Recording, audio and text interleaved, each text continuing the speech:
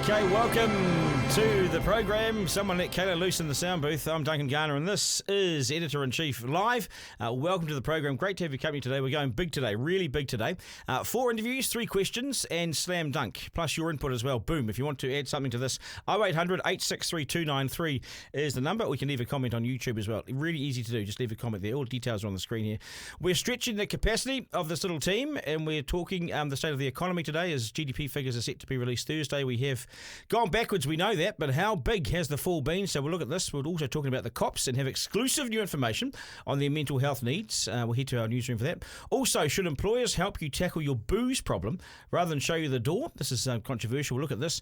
And the adoption community takes aim at a new TV campaign. Pull it down, they say. It's too upsetting and triggering.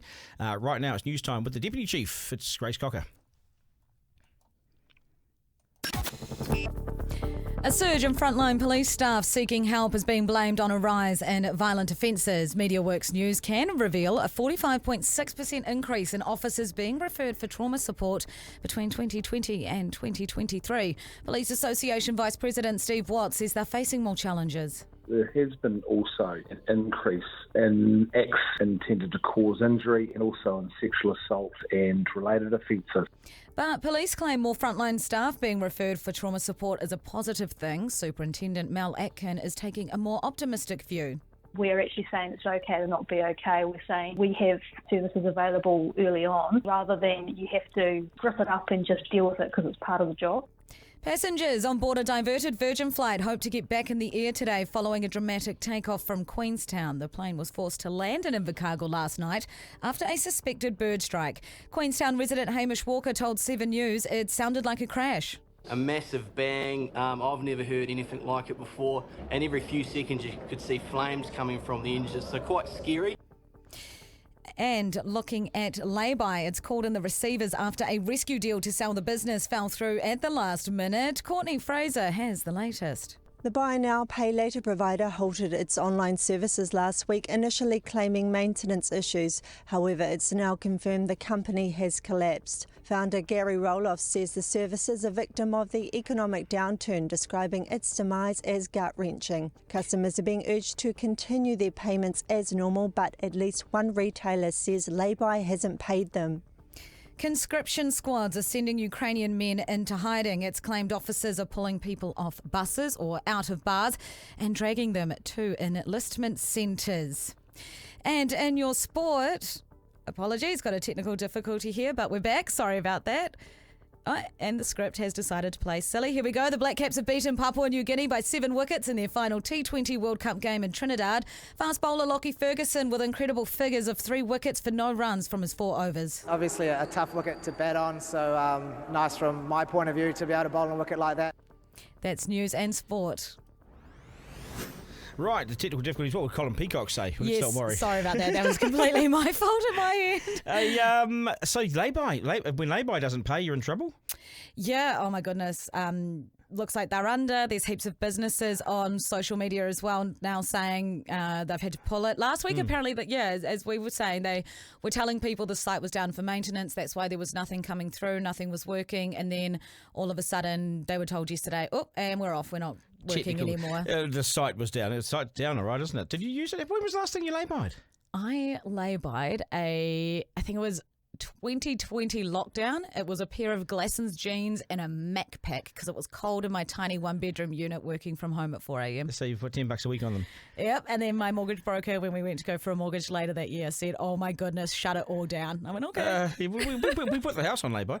Well, basically, yeah. That sport that you read, 3 wickets for no runs. That's a world record, isn't it? Well, yeah, no, it is.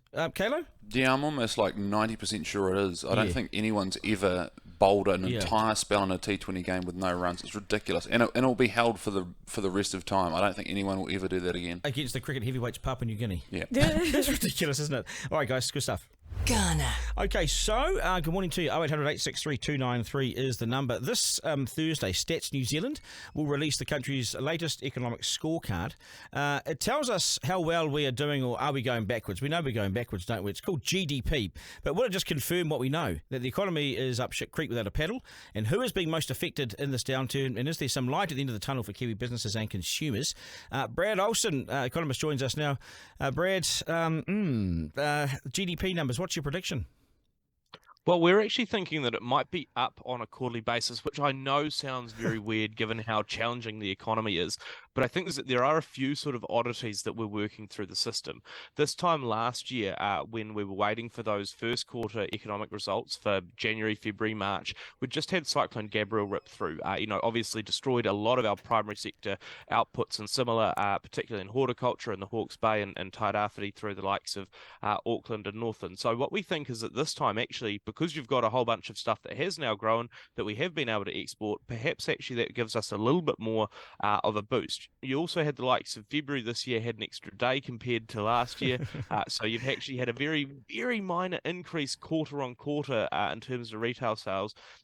But to your wider point, right, in terms of how is this going to be feeling for businesses, how is this going to be feeling for people, I think that the contraction is still going to be there. You might just see that GDPs are sometimes a bit volatile, sometimes a bit up, sometimes a bit down, but I think these figures might look probably a little bit rosier than what people are expecting, or certainly how they're feeling out there in the economy. I wonder, because it's retrospective, if now is a really bad time, but we just haven't picked it up yet. The GDP figures don't pick up right now. They pick up that previous period, which was heading into that sort of second dip. I wonder if it just hasn't quite got there yet. Well, exactly, and I think also you look at some of those other factors. I mean, to go back on that horticulture, like that wasn't something that we did. That wasn't because exports weren't going well. It's because we physically, had a big destructive force that came through. Whereas out the other side now, what we're seeing is that actually, like you say, demand conditions aren't great. People are challenged. I mean, you look at construction activity. That's probably a bit of a bellwether for me, down about 5% year on year. That gives you a bit more of that read in terms of how challenging it's becoming. The likes of concrete volumes, often the first part of the construction process, down about 11% over the last year. So that pullback is very much on. And I think, again, when we're looking at this at a household level, we've also not only had still high inflation, but also pretty strong population growth, 2.5% or so over the last year. So we might well be having more people who are spending more money. But the question is, are we getting a lot of value out of that money? And I think that's where the GDP figures, again, they sort of float around. If you look back, they were minus 0.1 at the end of last year, minus 0.3 before that, but then there was a 0.5% bump, and so there are sometimes a little bit of an up and down depending on exactly how the timing's coming through. But if I'm the Reserve Bank, I guess there's a little bit of a worry that despite all of those challenges that we're seeing in the economy, perhaps a few of the numbers are actually going up, but it might be a little bit of that dead cat bounce and not a lot of actual momentum behind it, just a little bit of some funniness with the numbers.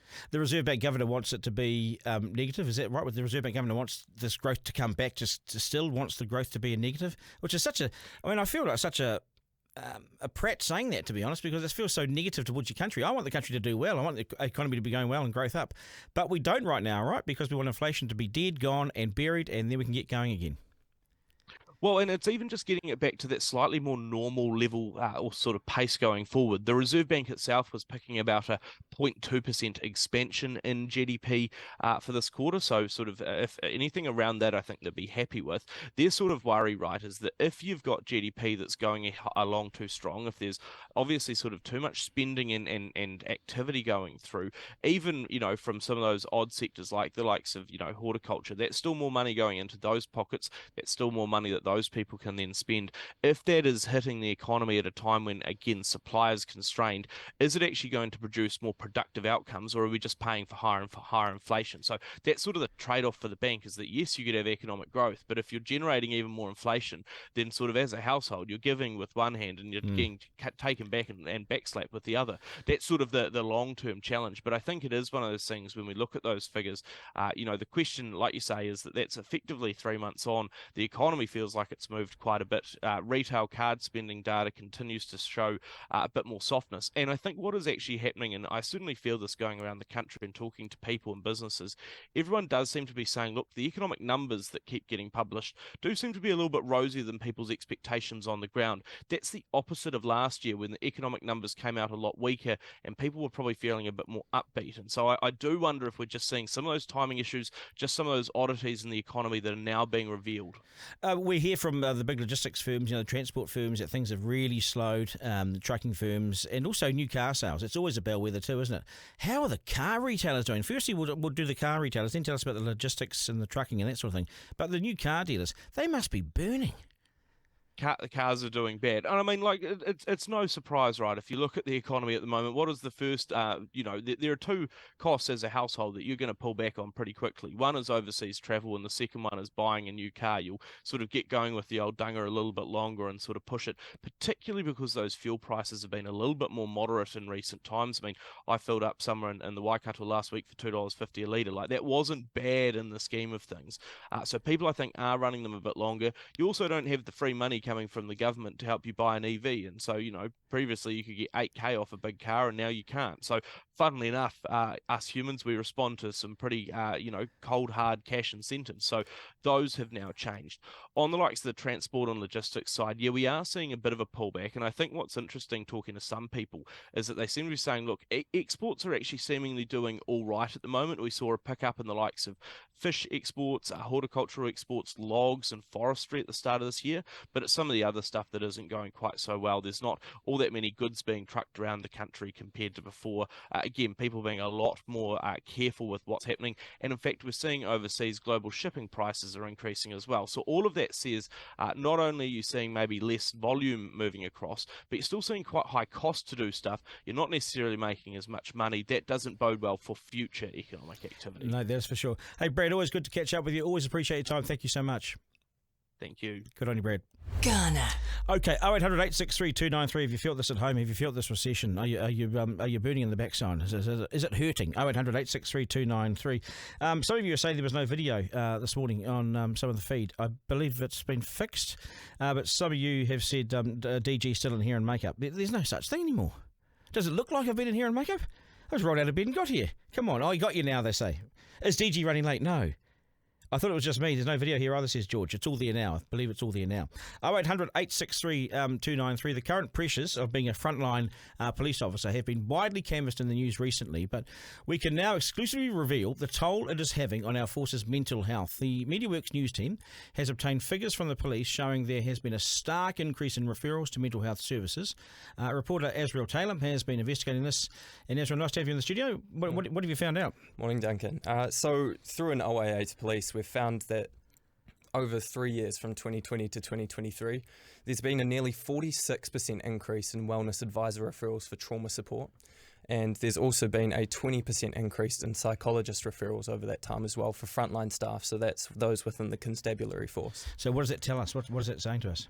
Well, according to the Police Association, they claim that it's because there are less and less police to do the same amount of work. So more and more, an officer will go to more and more traumatic events every single day. And the Blue Hope Foundation largely holds the same opinion. That seems to be the story with an increase in violent crime, the stats we've seen all year. Right. Yeah. So the Blue Hope Foundation, what do they say? The Blue Hope Foundation... Who are they first?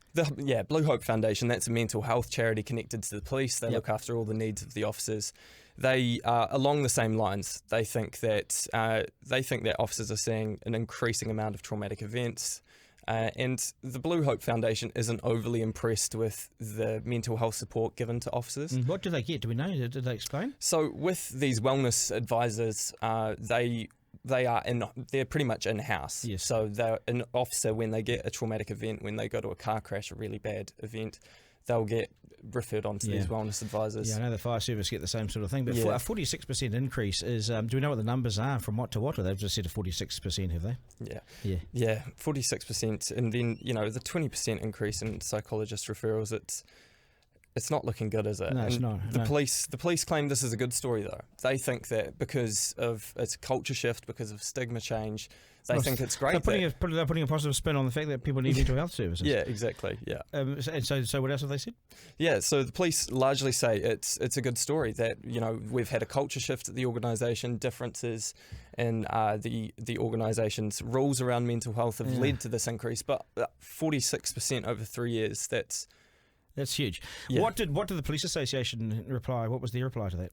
The police association says that the figures match exactly anecdotally to what they're hearing from officers, that they're thinking of going over to Australia because not because of the pay. They enter the job knowing the pay's not that great. It's because there's less and less staff to do the same amount of jobs when we've got crime increasing like crazy. Yes, like the fire service, they see some pretty horrific things and need some help at the end of it. Israel, good stuff, mate. Appreciate your time on the program. Thank you very much, Duncan. Good on you. Garner. It's 0800 863 293 is the number. George has said all good now. Thanks. That's good, George. It's all been sorted out for you, so you've got your video. Right, let's do some questions. I have 3 questions for you. 3 questions from the Editor-in-Chief. And at number 1, what is the cheapest house available in New Zealand today? I think I've found this, It's in the delightful southern town of Nightcaps, and it oozes potential, and is a real doer-upper, they say, in every sense of the word. But here's the price, $165,000 for a house on an acre. Is there anything cheaper than that around New Zealand today? I don't think so. Impossible, isn't it? $165K for a house in a section. The answer is no. Could I get a bare section for that even? Well, the answer to that is yes, you can. Where's the cheapest sectional land available? Back to Nightcaps we go. For 2,000 square metres, so it's a block in Nightcaps, it's $75,000 negotiable. 75 grand for a bit of dirt. And then what do you do in Nightcaps? 3. At number 3, with so much uncertainty around, is it time to panic today? Well, maybe today is the time to panic because it is International Panic Day, which is proof we now have a day for everything. How utterly ridiculous, isn't it, that we celebrate panicking? I don't do panic. I won't have a bar of this. Not even today. But what sort of thing makes you panic? I'll open up the panic line, 0800 863 293. Tell me what makes you panic, and we'll have a chat about it. Garner. Okay, 0800 863 293 is the number. So, you might have seen the latest advertisement for One. It shows an adopted Kiwi going on a search to find his Whakapapa. We got the video there? Yes. Here it is. Son, biologically speaking, you are not actually in fact the fruit of our loins. It's just biologically speaking. Yeah, I know. You know. Yes. This necklace was with me when they got me. So I figured if I find out where it was from, I find where I was from. Do you guys know this rock? Nope. Nope. Nope. Nah. Would you know where this is from? Seen this before? No. But then my good friend Pepper, who works at this phone shop, rectified the situation. And that's why I'm here, waiting for that place to open, so I can get some answers. Excuse me? Would you potentially have any idea where this might be from?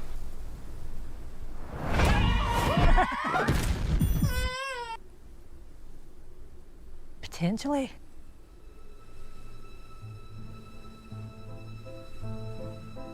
One New Zealand. Let's get connected. So it's meant to be a heartwarming look at someone trying to find their, background, their roots, but it's upset the adoption community here, who say that trivialises what they go through. Annie Oxborough was adopted as a child, and the identity of her birth parents was removed from her, just as she was physically removed from them.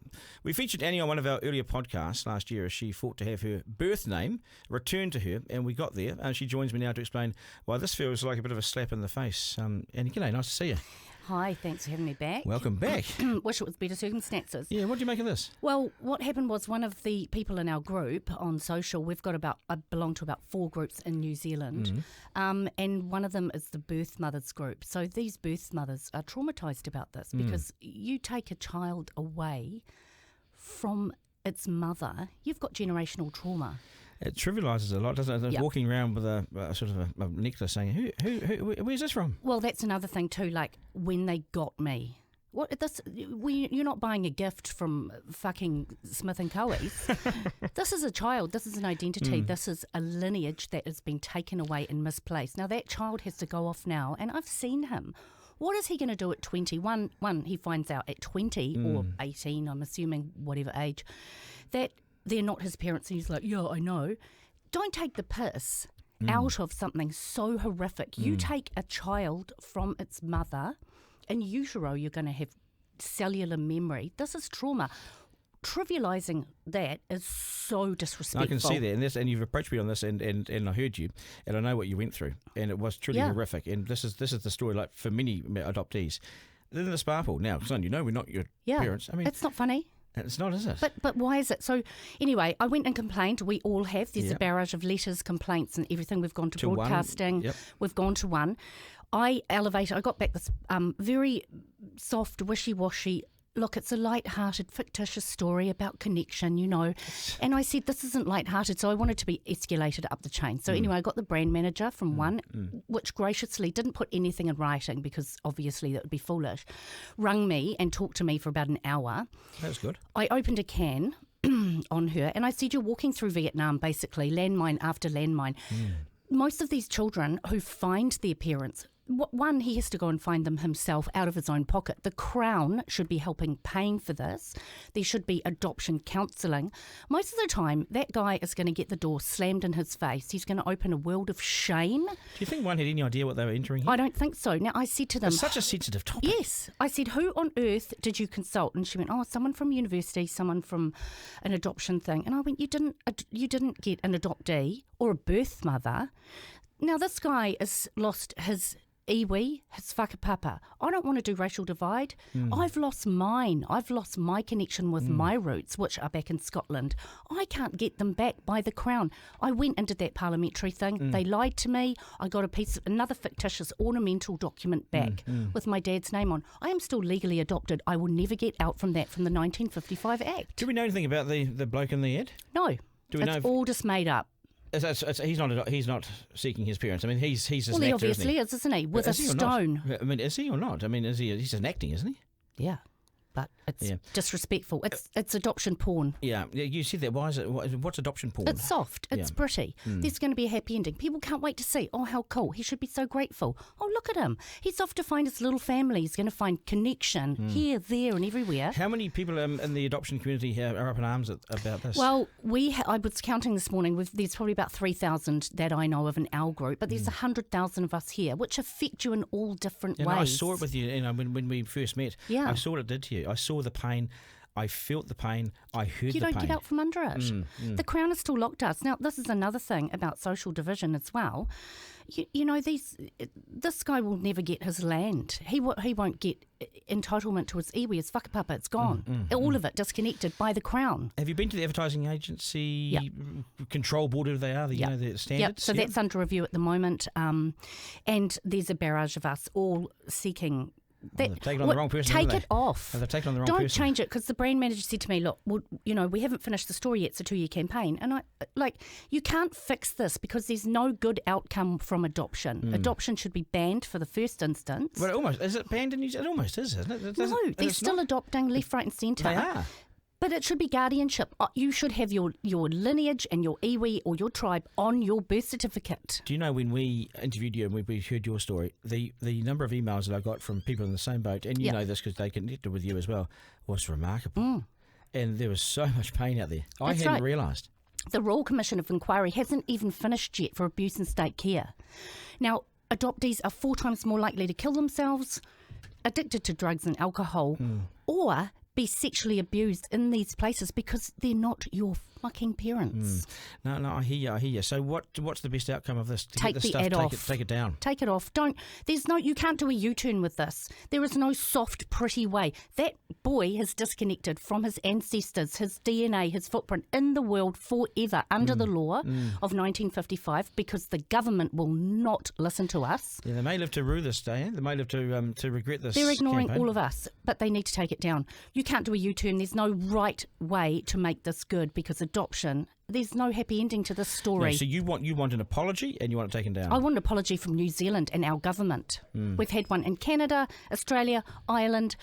We haven't had one. We've been begging for it. Give us a fucking formal apology, please. I hear you. I think you've been loud and clear. I think you've been direct. Thanks, Annie. All the best, Appreciate Thank it. you. Good stuff. Garner. 0800 863 293. Pretty strong feelings there, and why wouldn't you be? I mean, that thing is, as Annie said, porn, and it's just untidy. It's a sensitive subject. Why would you go down there? Why would you, a big company, go down that line? I don't know. Anyway, let's move on. 0800 863 293. You've said to me drinking culture, the Kiwi drinking culture, has long been problematic. And the New Zealand Health Survey says 1 in 5 of us have a hazardous drinking problem. I probably had one in my 20s. Yeah, I'm sure I did. But when it comes to getting help, many of are too ashamed to admit that they need the help, you see. So why is there so much stigma attached to something that is so widespread in this country? Janet Thompson, who runs the Retreat, a not-for-profit rehabilitation centre, knows what it's like to drink too much. And she also knows what it's like to stop. And now she's calling for Kiwi workplaces to get on board and support their staff as they battle this booze demon. Don't show them the door, help them. She joins me now to explain just what it would look like. Nice to see you again. Yeah, it's nice to see you too, Duncan. And how's things? Good? Yeah, things are going good. Yeah. So what are you saying here? You're saying that workplaces, we need to drop the taboo, drop the whole stigma around it. So what we're seeing is that there's numbers of people out there who are having a problem with alcohol, and because there's a stigma around coming out and asking for help, they're not asking for help. And so what's happening is they're juggling all these balls and they're keeping things going, and then one ball drops and then everything drops. And what I am saying to workplaces is, make it okay for people to come forward and say, hey, I've got a problem and I need some help. Do people aren't doing that in the workplaces because they are scared of losing their jobs, or how does it work? Well, because we feel so ashamed and embarrassed and guilty ourselves, we assume other people are going to look that way. And I'm sure there's a lot of employers out there that would actually be very caring and be able to help. Yeah, they won't all be, of course. No, but we wouldn't hesitate to come forward and say, hey, I've got a health condition, I need some help. But we do hesitate to come forward and say, hey, I've got a problem with alcohol, I need some help. We just don't come forward. And it might be that the boss has a bit of an issue with alcohol themselves, and they might totally understand. You know? It's pretty widespread. And at the Retreat New Zealand, we've got doctors, nurses, CEOs, tradies. We've got a wide range of people who, if they were able to ask for help at an earlier time, may not have had to go through the pain and the suffering that they went through. Is it a workplace's job? Is it their job to offer that sort of support? Is it their job to have that sort of help in place? Well, I would argue that it makes sense. If you've got a good employee who is having a problem with alcohol, it makes sense to retain them, because it costs a lot more to have to let them go. And I'm not saying that alcohol is an excuse for poor performance or bad behaviour, because it's not. Well, you might be able to actually, and this is what you did, wasn't it? You can drink and work at the same time. Oh. Did my memory serve me correctly? Yep. Yeah. I was very high functioning. Yeah, I was the CEO of a company. Yes. And I didn't know how to ask for help until something happened where I was forced to ask for help. So now, if I had asked for help earlier, it would have been a lot easier for everybody, including myself. So as CEO, if someone had come to you and they had a drinking problem, what sort of help would you have said to them first and foremost? What would be the first thing you'd say to them? This is something that you can't do on your own. We're going to have to get you some help. And so then you would help them by doing what? Picking up the phone and showing them what's available, or what's the responsibility for the workplace from there? Well, that's at the moment. I think there's a lot of employers that don't know what to do, and that's why we want to put this program in place, so that they can ring us and they can say, hey, I've got this employee, they're struggling with alcohol. Apart from their alcohol use, they're a very, very good employee. I need to get them some help because I don't want to lose them. This is a good person. It's not a bad person. Those stats in the workplace, 1 in 5 people have compromised job performance due to alcohol consumption. Is that so? That's in the workplace, their performance is affected because of the booze. Yep. Right. Yeah. No. And there's the stats. If you go a bit higher than that, I think it's around 70% have a drinking episode where they can't remember what happened. Yes. And we all have that, don't we? Yeah. Well, anyone who's drunk to excess will be able to justify that that's what happens, right? Yeah, and once or twice, no problem. If it's starting to happen on a regular basis, I mean, the big test is, do I have a problem with alcohol?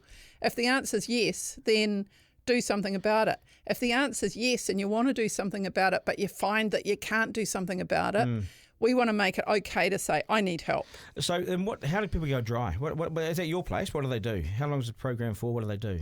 Well, we've got a 30-day residential program, and what we do is we take people away from focusing on the problem, and we give them a solution. So all of a sudden, all the attention when you're drinking is all on the problem. Yes, yes. So we say, okay, we know what the problem is.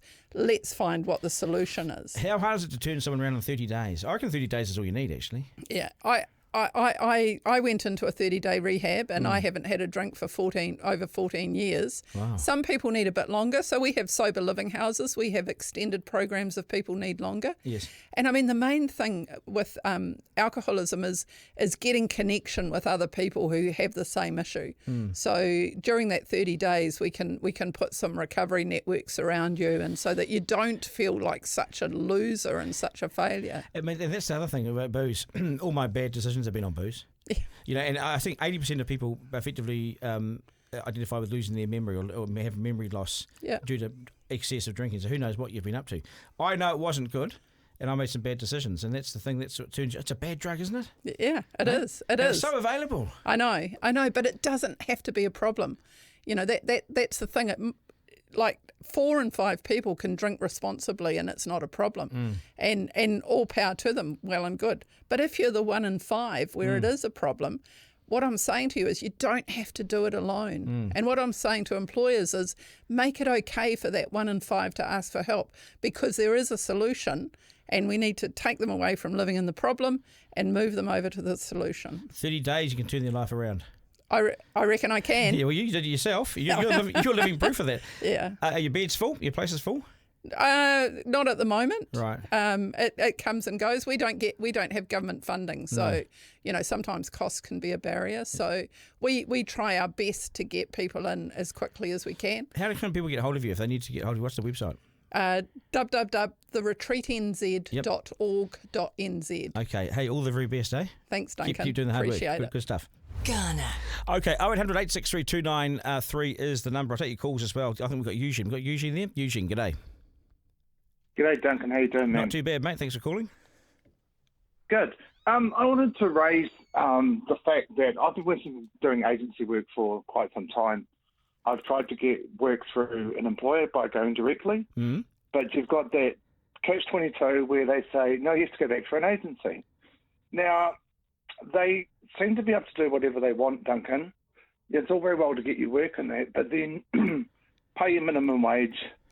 We're in a situation currently, Duncan, where we've had to move out of where we were living. We're behind in rent, and there's just no, you know, they seem to do whatever they want. What's the job? What's the job you're looking for? Well, I've been doing traffic for the last probably 18 months, so traffic management. Yep. With a major contractor down here in Wellington. I thought there's heaps of work on the roads, isn't there? There is heaps of work, Duncan, but it's like the wet weather basically puts a hogwash on it. Yeah. And when you've got an agency that doesn't want to, you know, they need to live in our lives. Like I'm on $24 an hour, and that's before tax. Well, that's effectively just above the minimum wage. That's just above minimum wage. That's pretty much as low as you go. Correct. Yep. Correct. I'm in danger of losing my vehicle, which is on finance, and they just don't seem to understand that I can't live the way I am. Yeah, I mean, you're not the only one. I hear this all the time now, and do you, Duncan? I hear this all the time, and that's because with the cost of living the way it's gone, and just the way it's been ratcheted up, no longer does the minimum wage cover a basic life in New Zealand. You are behind the 8 ball from week 1, and then it gets to week 7, you can't pay your rent, because it's not like you're gambling and boozing and that sort of thing. No, you pay for all these things, and you're still short. And every week adds up. You're suddenly $1,000 short. There goes your rent. You're gone. Yep. What's the answer? Definitely. What do we do? I don't know, Duncan. It just feels like the government, you know, they can do whatever they want, and they've got some pretty big companies on their books and that, but they want to pay the minimum wage. And every time you say to them, hey, look, cost of living and that, is there any chance we can look at something else? Oh, no, that's all the client's prepared to pay. This is the truth, what I'm about to say. Wages are too low in New Zealand for the price and the economy. They are. They are. And the sooner the bosses realise that we can't do this anymore and start to share some of this profit, then we're stuffed. Yep. And the people like you are out on the street because of it. Wages are too damn low. Yeah, definitely, man. Yeah. for sure. And I mean, like, they seem to have their own little how they want to do stuff, but as soon as you sort of jump up and down, then you get pulled in about it. Yeah, I know. It's and the capitalist world, the economy is, if you've got money and you're making money, it's great. You're strengthened even more. But you get behind, you blow a tyre, you get a parking ticket, you get a speeding ticket, whatever. Yeah, exactly. And you're stuffed, mate. Yeah. Yeah. And then, like, the other thing I wanted to bring up, Duncan, is that most of these businesses that you apply for, they're just CV harvesting. They're not employing people. Yeah, they are. Do they get back to you? How many places don't get back to you? Oh, I applied for about 10 jobs, and I think I heard from one job. It's and rude, then they put me through to a second interview, and then they didn't even hire me. Yeah. So it's like, you're damned if you do, you're damned if you don't. You want to work. So you want to work. You're a worker, yeah? I want to work. I want to work. Bradox has said to me, one of the text messages that's come through, plenty of traffic work in the Manawatu. I'm not in the game anymore, but I know plenty of people in the industry who are, and there's lots of work here. But where do you live? Where are you? We lived in Hamilton, but we moved to Wellington after the old man passed away from cancer. Oh, okay. I'm sorry. So we sort of tried to restructure our life, thinking that it would be a positive thing. I've tried approaching companies directly, and they're like, oh, no, you need to go the other way. And I'm like, I've just come through an agency. I want to get away from an agency. And then I've had like 4 consultants as I've been with them, and none of them have even done anything for me. It's hopeless. And then they wonder why I get all shitty. What's the point of the agency? They're CV harvesting. You're right. They're right. They got you on the box. Yeah, and it's not only that, Duncan. It's mental health. It's as your previous caller was saying about addiction within the workplace. Well, no wonder people are taking to alcohol because they're that stressed. Well, maybe more than alcohol too. Maybe that's not strong enough. Who knows? Yeah. Hey, good talking to you. Hey, let me know if you have any progress. Keep trying. Give us a ring next week. Yeah. Yeah, thanks, Duncan. Okay, you can take care, mate. Thanks. All the best, Dave. 0800 863 293 is a world record for us. 2 in a row. We'll go, Dave. Dave, hi. That's it. Yeah. Hello, Dave. Totally up to you. Are we going to do the reveal? Davo.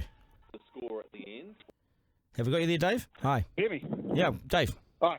Just turn your radio down, mate. Turn the podcast down. Yeah, you hear me now? Yeah, I got you, boss. Yeah, I know we're popular, but turn it down. Yeah. Sorry.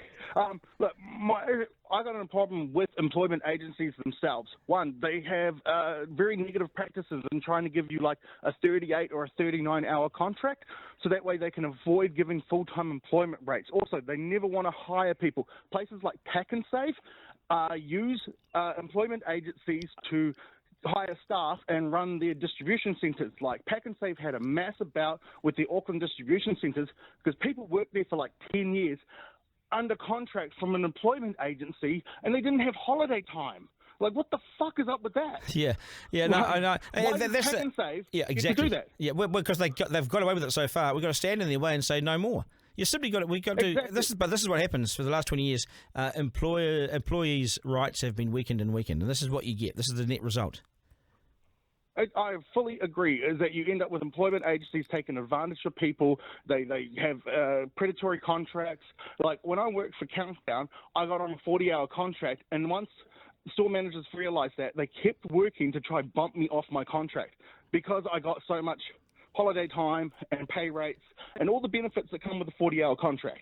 They didn't like it at all. And this is why this country loves to stack this country with the immigrants, because they come in here, and because they come from countries with different values and so forth, they're really fighting to get ahead in their country. They come in here and they will do the hours and the work that we as New Zealanders won't.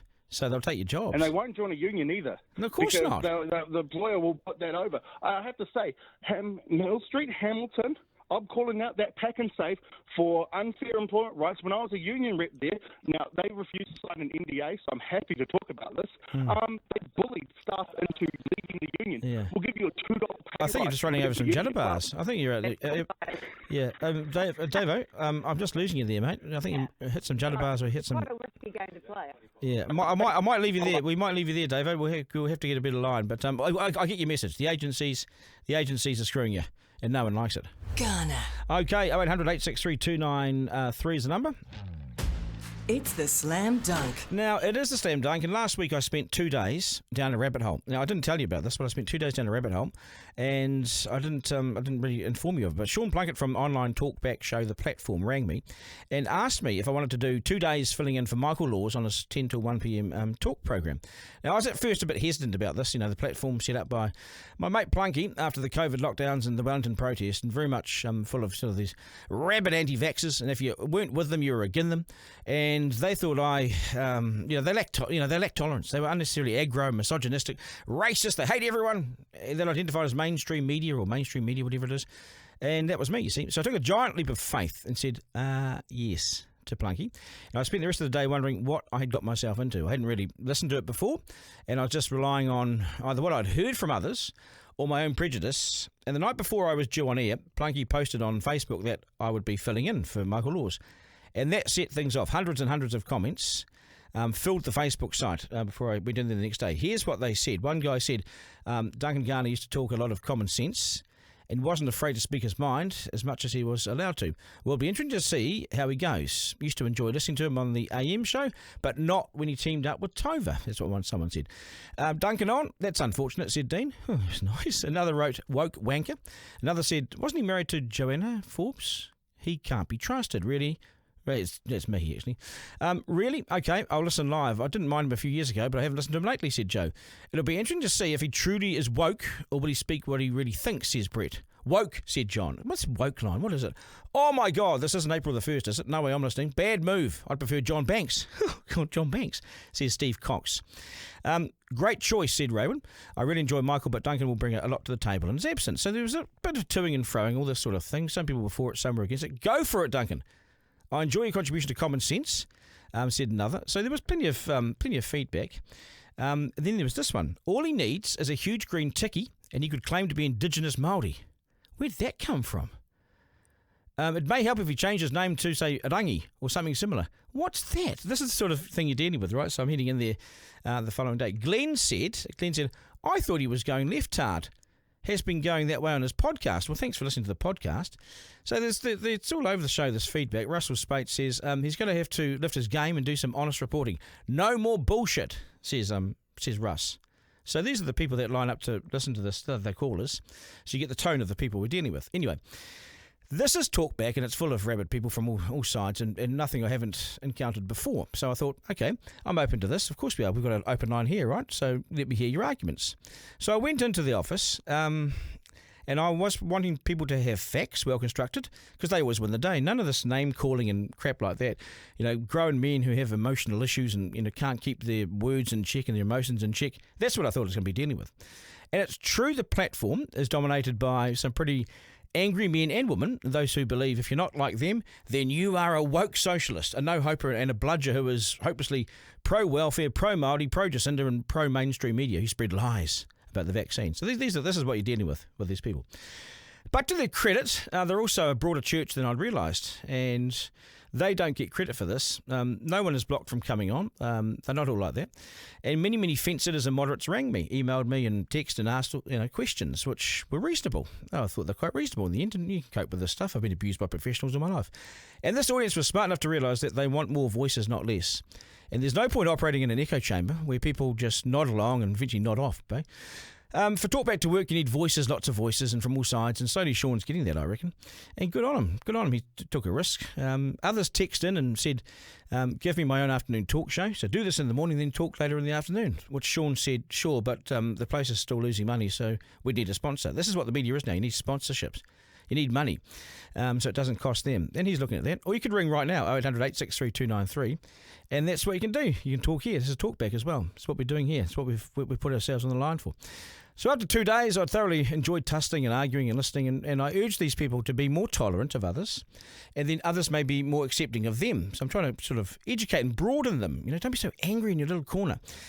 This them versus us attitude has never been so prevalent in our society. Like America, there are two distinct sides. The hate and the anger appears to have grown over time, hasn't it? Which is sad for countries to be in. At the end of day 2, I went back to Facebook to check on the feedback. Had I convinced anyone? And there was all sorts of feedback that came through. Hundreds and hundreds of comments that were posted on the site. One said, bring back Michael fast. So I said he's still too woke for them. Another said, Duncan did remarkably well. Keep him. And then there was, there was tons of this feedback. Woke, baby, woke, said another. So they hadn't convinced them. I hate that word. Sean, you're riding on his coattails, but he would grow the platform's appeal. Another said that. Another said, keep him on, he's a gem. So all sorts of feedback. Another told me I'd lowered myself to the lunatic fringe. The lunatic fringe. Another said I was a prick. Another said Sean and I were F-wits. So there's all sorts. You take what you like from that. I estimated it was about 70-30 in my favour, which for talk's pretty good, actually. But this is the new media. Podcasts like this, online talk like what Sean is doing, this is where it's at now, because as you'll see shortly, TV3 doesn't become TV3 anymore. It becomes that new stuff site. Sean has got a backer. Good on him. He's still going 3 years on, and that's no mean feat in today's world. There's no fancy reception area and all these fancy things at all. But it's just an office with the facilities to do talk radio.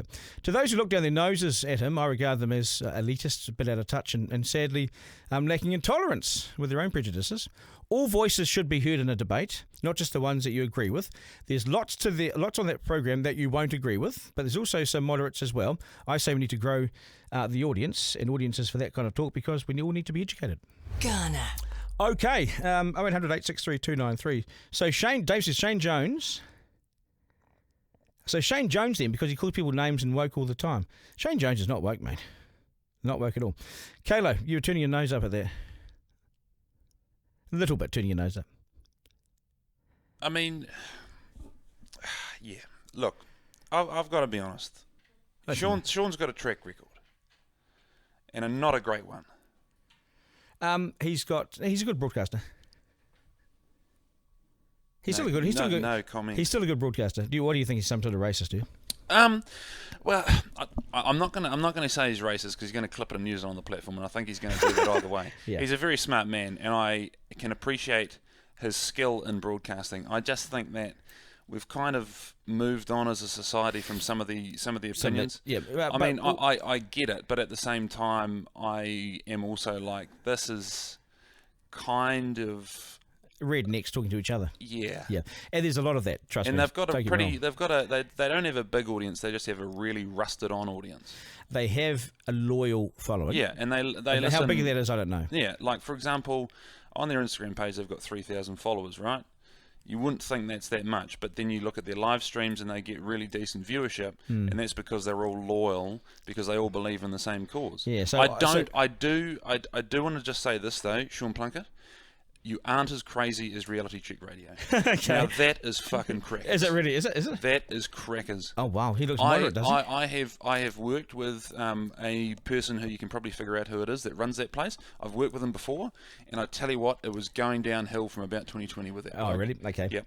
I just think that if we have more voices, then we're a better democracy. And I tell you, I was trying to. But do we need more old white men voices, or do we need more voices of diversity at the table? Now I know that diversity in, I'm not saying diversity in skin colour or diversity in that sort of thing. I'm saying diversity in thought, and I just don't know that Sean Plunkett brings diversity in thought. That's what I brought to the table, you see.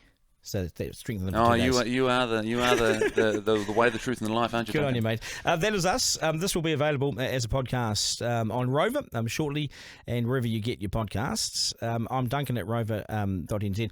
Thanks for your feedback and your support. I gave you my email address there. Also to my team, Caleb, Miranda, Forrester, and Zarina. Thank you so much, guys. We'll do it all again tomorrow, of course. Remember, life is no dress rehearsal. There's no curtain raiser. This is it. So get out there and enjoy it. We live in one of the best countries on earth. So go and enjoy it. Have a great day.